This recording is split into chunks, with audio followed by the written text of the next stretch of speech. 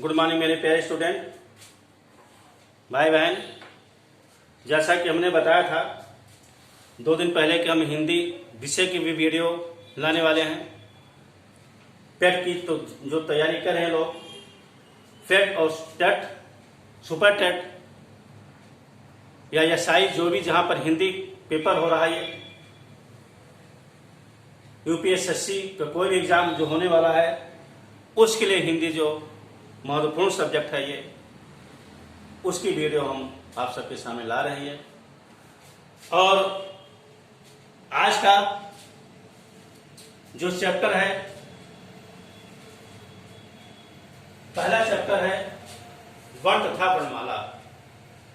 ये आपका most important chapter. इसमें से अक्सर 1 या 2 नंबर क्वेश्चन पूछे जाते हैं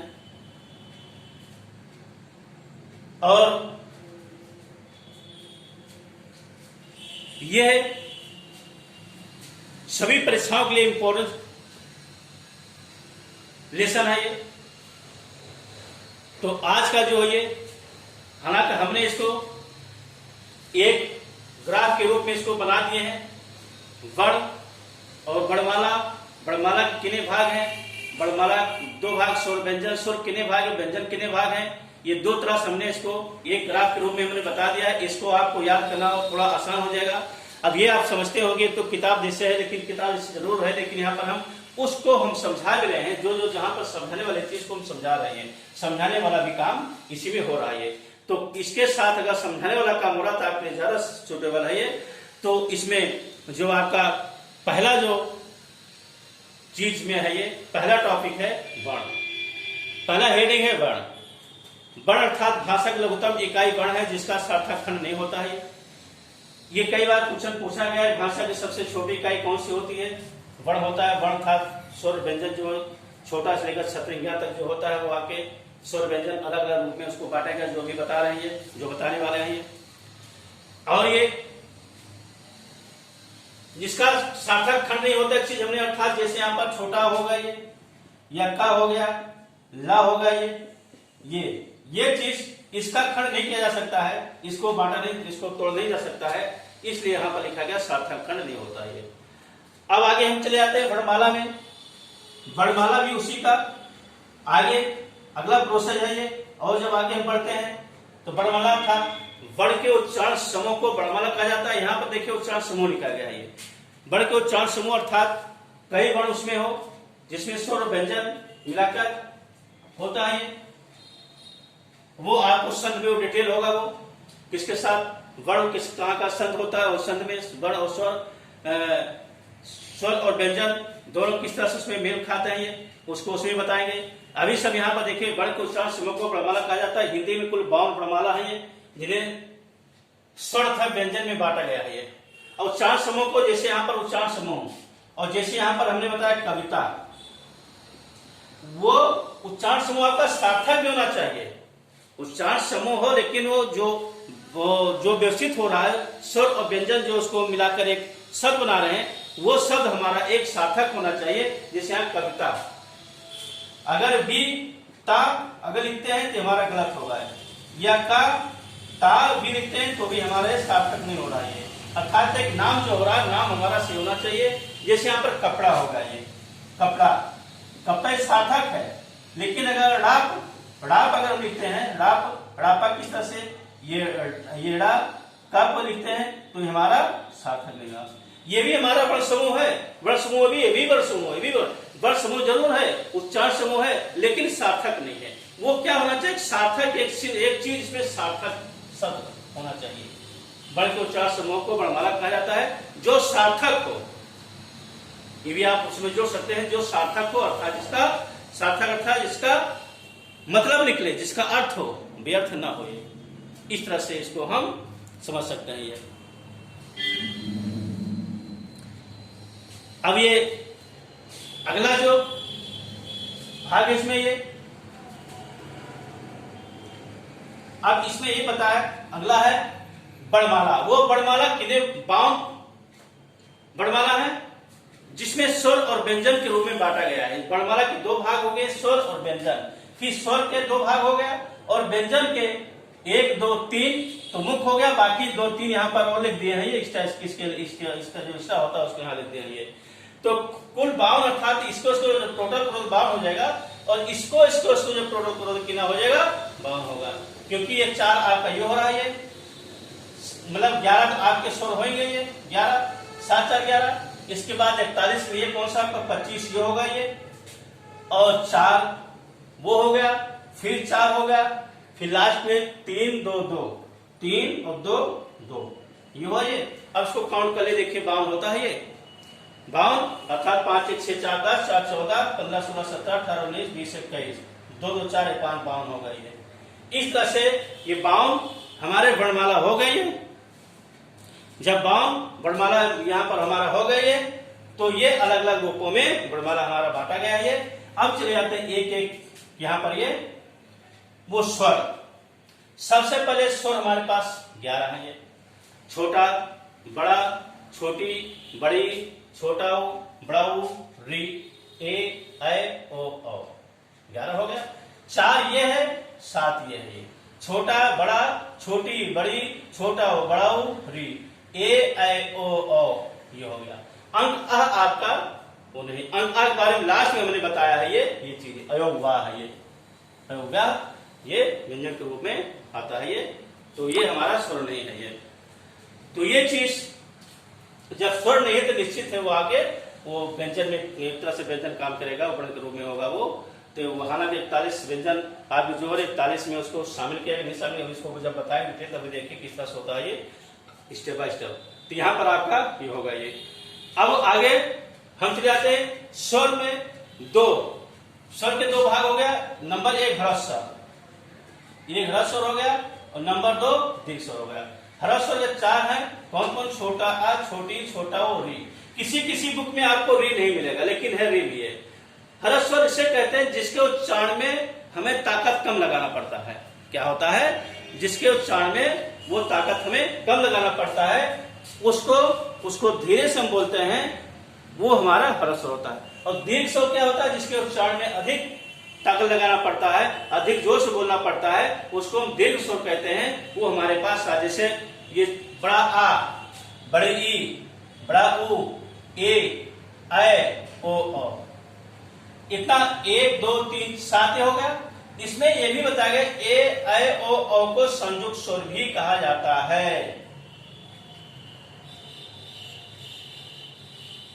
संयुक्त स्वर कहा जाता है क्योंकि ये 2 अक्षरों से मिलकर बने हैं। अब उसको बाद डिटेल बताएंगे, वो जो 2 किस तरह से संयुक्त बनकर बने हैं उसको कल वाले दूसरी वीडियो में बताएंगे। ये चीज है ये। अब आगे हम देखते हैं ये व्यंजन में, क्योंकि बहुत बड़ी वीडियो हो जाती है इसलिए उसको आगे न करें, अगले हम उसको बताएंगे। अब व्यंजन में अब व्यंजन का जो जैसे इसका डिफिनेशन होगा, इसका डिफिनेशन क्या होता है, उच्चारण के लिए स्वर की सहायता लेनी पड़ती है, आ की ध्वनि छिपी रहती है। व्यंजन अर्थात जो हमारे पास व्यंजन, ये इसके अलावा जो वक्ता से लेकर ज्ञान तक जो हमारे पास हैं वो व्यंजन सब कहलाते हैं। और उसके बाद यहाँ पर उसके रूप में क्या, यहाँ पर ये तो स्वतंत्र होता है, जो स्वर है स्वर स्वतंत्र होते हैं, अर्थात इसको लिखने के लिए इसको किसी की सहायता नहीं लेनी पड़ती। जैसे ये आ हो गया, ये हो गया, इसके साथ और किसी नहीं जोड़ेंगे, इसके साथ किसी नहीं जोड़ेंगे, इसलिए इसको स्वतंत्र बताया गया है। स्वतंत्र, हालांकि संयुक्त जरूर है, संयुक्त है ये, लेकिन इतना स्वतंत्र होता है, इस पर किसी का इस तरह से और कुछ इसमें इंटरफेयर नहीं, इसलिए इसको स्वतंत्र बताया गया है। ये स्वतंत्र उच्चारण के लिए स्वतंत्र होता है, और ये उच्चारण के लिए स्वर की सहायता लेनी पड़ती है व्यंजन में। जैसे यहाँ पर हो गया ये का, इसको जब पूरा लिखेंगे का, अर्थात इसमें क्या क्या शामिल, इसमें छोटा आ आपका, इसमें छोटा आ शामिल है, ये छोटा आ शामिल है, तो मिलाकर आपका ये का हो जाएगा। ये का के साथ आपका हलंत है, तो यहाँ पर आपका छोटा आ हो गया, इसके साथ अर्थात तब आपका पूरा होगा। किसी को चाहे का हो गया, पूरा कुछ भी इसमें हो गया आपका, वो उसमें किसी में आपका ये किसका हेल्प लेना पड़ता है, इसके चरण में उच्चारण में किसकी लेना पड़ती है, छोटा आ की ध्वनि इसमें छिपी रहती है। कोई भी हो, चारटा कोई भी हो, पढ़कर देख लो, जा हो गया जा, अर्थात अगर ऐसा लिखेंगे ये और ये ऐसा लिखेंगे, ये दोनों में अंतर है। ये यहाँ पर छोटा आ शामिल है, इसमें शामिल है, और जबकि इसमें शामिल नहीं है, यहाँ पर छोटा शामिल इसमें शामिल नहीं है, तो इसमें शामिल करेंगे तो हमारा ये हो जाएगा। इस तरह छोटा आ प्रत्येक जो उच्चारण है, उच्चारण की जो व्यंजन है, व्यंजन में ये जो छोटा आ है, छोटा उसमें शामिल रहता है उच्चारण के लिए। ये इस पर क्वेश्चन पूरा कर सकते हैं, पूरा हो सकता है कि किस स्वर की सहायता से व्यंजनों का उच्चारण किया जाता है। तो छोटा आ की सहायता से व्यंजनों का उच्चारण होता है। ये क्वेश्चन इसमें बन सकता है। ये अगला टॉपिक आ जाते हैं हम ये। अब इसमें व्यंजन में अब भाग कितने हैं व्यंजन में? जो मुख्य भाग यहाँ पर स्पर्श व्यंजन, अंतस्थ व्यंजन, पोष व्यंजन, 3 तो मुख्य है। इसके बाद संयुक्त व्यंजन भी बताया गया है। ये संयुक्त व्यंजन भी है यहाँ पर, ये द्विगुण और ये द्विगुण भी व्यंजन आपका होगा लास्ट में ये। तो सबसे पहले यहाँ पर देखते हैं संयुक्त व्यंजन। संयुक्त व्यंजन इसमें स्पर्श व्यंजन, स्पर्श व्यंजन जो होता है, स्पर्श व्यंजन 25 है। इसको स्पर्श व्यंजन क्यों कहा गया है? इसको स्पर्श व्यंजन क्यों कहा गया है? क्यों? देखिए हमने लिखा वर्गों में विभाजित होने से वर्गीय व्यंजन भी कहते हैं। स्पर्श व्यंजन भी वर्गीय व्यंजन, इसको वर्गीय व्यंजन कहते हैं और स्पर्श व्यंजन भी कहते हैं। क्यों कहा जाता है स्पर्श? क्योंकि इसके उच्चारण के लिए कुछ शरीर के अंगों जैसे हमारा ये पोर्शन, जो ये जैसे कंठ हो गया, तालु हो गया, मुंह हो गया, दंत हो गया, ओठ हो गया, इन सब की सहायता लेकर हम इसको उच्चारण करते हैं। तो एक न एक के साथ दूसरा स्पर्श होता है। एक अंग के साथ शरीर का दूसरा अंग अर्थात मुंह के साथ, जैसे यहाँ पर कंठ और गला, तालु, इस तरह से किसी अंगों को यहाँ पर स्पर्श, किसी 2 अंगों को स्पर्श करके इसका उच्चारण किया जाता है। इसलिए इसको स्पर्श व्यंजन भी कहा गया है। स्पर्श व्यंजन और वर्गीय व्यंजन 2 रूप में इसको हम कर सकते हैं। अब वर्गीय क्यों कहा गया? क्यों अलग अलग वर्ग बांटा गया है, अर्थात जैसे यहाँ पर वर्ग हो गया, का वर्ग, चा वर्ग, ता वर्ग, पा वर्ग, अलग अलग वर्ग यहाँ पर हो गया। अब यहाँ पर वर्ण हो गया, तो का वर्ग का जो वर्ण होता है, का, खा, गा, घा, अंगा तक होता है। इसका चा यहाँ तक होता है, टा ठा अड़ा होता है, ता था ना होता है, पा मा होता है। ये सब आप इसको जानते हैं। एक चीज इस पर क्वेश्चन बहुत पुटअप होता है, ये इस पर क्वेश्चन पुटअप होता है उच्चारित होने वाले अंग। जैसे यहां पर पूछ लिया गा किस अंगों से उच्चारित होता है, शरीर के कौन से अंगों से उच्चारित होता है, यह उच्चारण के लिए किस तरह से किसकी मदद ली जाती है, कौन से अंग स्पर्श करते हैं। गा पूछ लिए, छा पूछ लिए, तब इसमें से कोई पूछ लिए तो वहां पर इस पर क्वेश्चन बहुत बनता है। बहुत इंपॉर्टेंट चीज है ये चीज आपका, इसको हमने बता दिया है। तो यहां पर ये पहला जो का वर्ग है, का, खा, गा, घा, अंगा, ये कंठ से उच्चारण होता है। का जैसे हम बोल रहे हैं का, कंठ अर्थात गला, ये कंठ, ये का देखिए, ये का अर्थात यहाँ पर इसकी का, खा, गा, घा, अंगा, इसको हमें मदद लेनी पड़ती है, इसलिए यहाँ पर कण लिखा गया है। तालु अगला है चा। तालु अर्थात जीभ जो है, तालु से हमें छिपाना पड़ता है। जीभ के नीचे जो भाग उसको तालु कहा गया है। ये तालु, जीभ के ऊपर वाला भाग जो उसको तालु कहा गया है। जीभ नीचे होगा, ऊपर वाला तालु से चा। ऊपर हमें जीभ को ऊपर लेना पड़ता है, इसलिए क्या हो गया चा।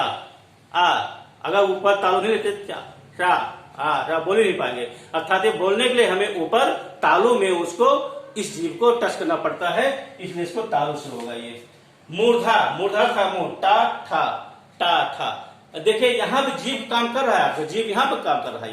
ये जीभ पहले वाले में जीभ ऊपर जा रहा था, लेकिन जीभ आपको ऊपर नहीं जा रही। टा क्या हो गया? ये टा ठा, ये ऊपर जा रहा लेकिन और पीछे भाग में होकर जा रहा। टा ठा, जीभ जरूर काम कर रहा, लेकिन ये क्या मूर्धा था, मुंह से यहाँ पर किया जा रहा, मूर्धा हो गया ये।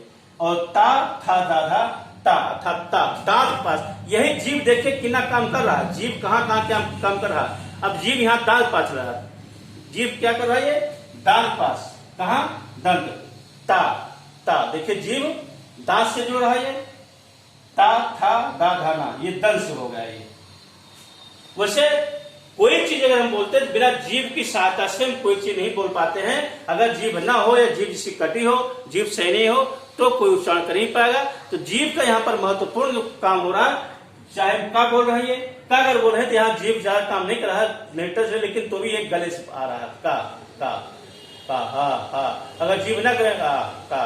लेकिन और बाकी जो हो रहा है ये तालु था, जीभ इसमें भी टच कर रहा है, तालु ऊपर जाकर तालु छू रहा है, ये मुंह में मूर्धा था, मुंह में टच कर रहा है, दांत में टच कर रहा है, पा पा। अब यहाँ पर जीभ आपका काम नहीं, पा, यहाँ पर ओष्ठ अर्थात दोनों ओठ यहाँ पा फा, यहाँ जीभ काम नहीं कर रहा है, क्या कर रहा है, पा फा, दोनों ओठ यहाँ पर मिल रही है, पा फा बा भा मा, ये ओठ इसलिए ओष्ठ हो गया।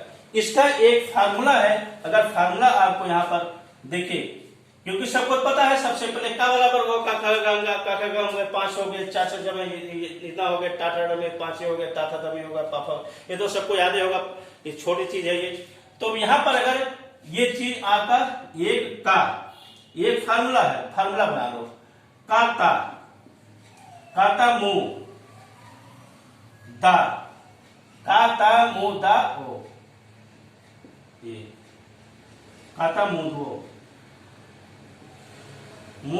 काता मुंह धो, या का एक तरह से फार्मूला होगा।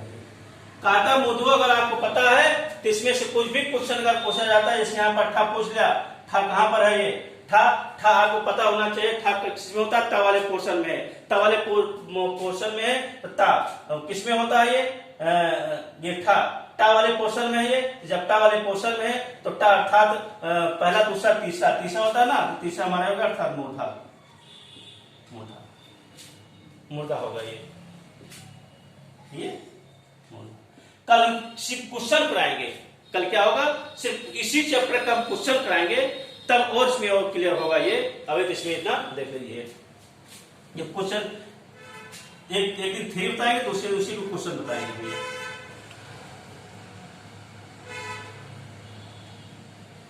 अब आगे इस तरह से हमारा अलग अलग अंगों से उच्चारण होगा ये, इसलिए इसको स्पष्ट, ये कितने 25 है, 5 5 5 5 5, 1 2 3 4 5 हो गया, बच्चों 25 हो गए। स्पष्ट मोस्ट इंपोर्टेंट है, इसमें से जरूर क्वेश्चन हर साल आता है, बता दे रहे हैं, सभी में सबसे ज्यादा इंपॉर्टेंट ये है ये। अगला है अंताष्ट व्यंजन, अंताष्ट व्यंजन या रा लावा, इसको या रा ला वा, अंताष्ट व्यंजन, अंताष्ट व्यंजन अर्थात दो ये जो होते हैं ये स्वर था व्यंजन के मध्य स्थित होते हैं, जैसे या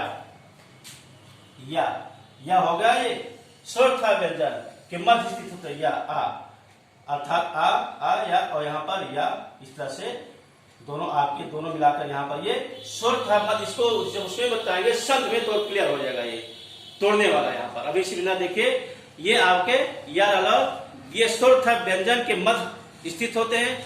आधुनिक काल में र को पूर्ण व्यंजन भी कहते हैं, सिर्फ यह वाक्य ही अंतस्थ व्यंजन माना जाता है, हालांकि बताया गया चारों, लेकिन आधुनिक काल में कभी कभी क्या होता है, इसमें भाग देती है, इसमें कभी कभी क्वेश्चन हो सकता है। आधुनिक काल में यह वाक्य किस प्रकार का व्यंजन मानते हैं, या वाक्य अंतस्थ व्यंजन कैसे मानते हैं, क्यों मानते हैं, इस पर क्वेश्चन हो सकता है। यह रा किस प्रकार का व्यंजन है, ये अंतस्थ व्यंजन है, यह अंतस्थ व्यंजन जो रा हो किस प्रकार का, उसको और भी किस प्रकार कहते हैं, ये रा को किस प्रकार से कहते हैं, रा को पूर्ण व्यंजन भी कहा जाता है। ये इस पर तोड़कर क्वेश्चन बन सकता है, ये इस तरह से। ये तो या रा को क्या कहेंगे, अंतस्थ व्यंजन कहेंगे, इसमें रा और या वा को भी अलग कर दिया गया आधुनिक काल में।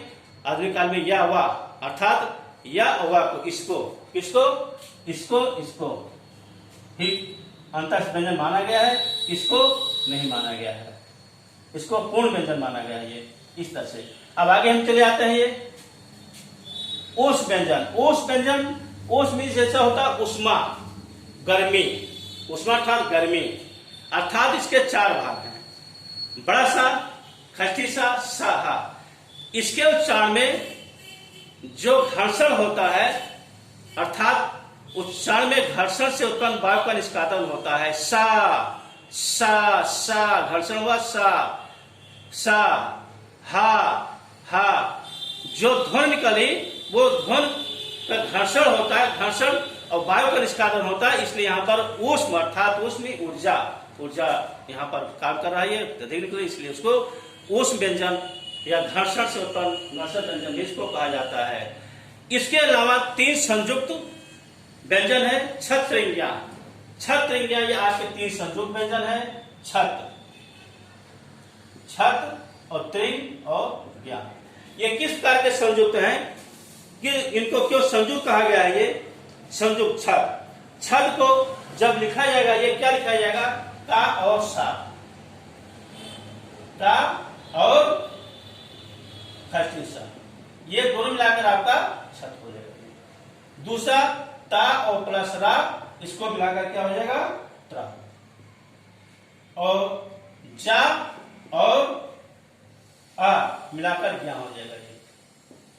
ये 3 क्या हो गया आपका? संयुक्त। संयुक्त अर्थात 2 को मिलाकर यहां पर संयुक्त हो रहा है, 2 को मिलाकर संयुक्त हो रहा है, इसलिए इसको संयुक्त व्यंजन कहा गया है। ये और द्विगुण व्यंजन, आगे आते हैं द्विगुण व्यंजन। द्विगुण व्यंजन में देखिए ये क्या है? द्विगुण अर्थात इसके 2 गुण हो। 2 गुण क्या है? इसको कहीं कहीं जैसे यहां पर डा और धा, ये डा और ढा, ये चीज है।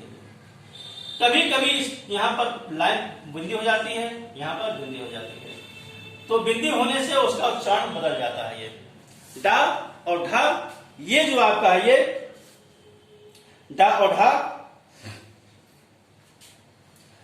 जब प्रारंभ में लिखा जाएगा, प्रारंभ में अगर होगा ये शब्दों के प्रारंभ में तो यह आपका डा या ढा लिखा जाएगा।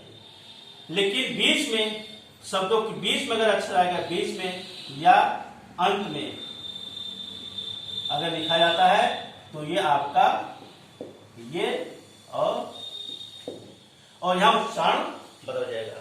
क्या होगा? उच्चारण यहां बदल जाएगा। उच्चारण बदलने से क्या होगा?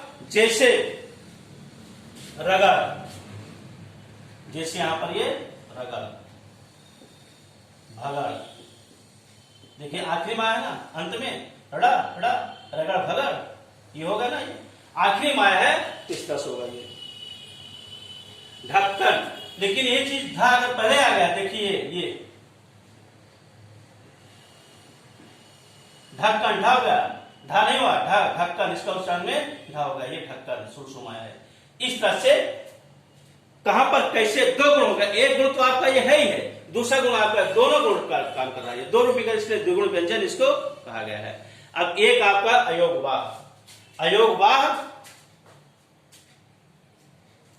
अयोगवाह ये अर्थात अंक और आ, ये भी महत्वपूर्ण रोल अदा करता है, अंक और आ। अंक इसको अनुस्वार कहा गया है, ये अनुस्वार, और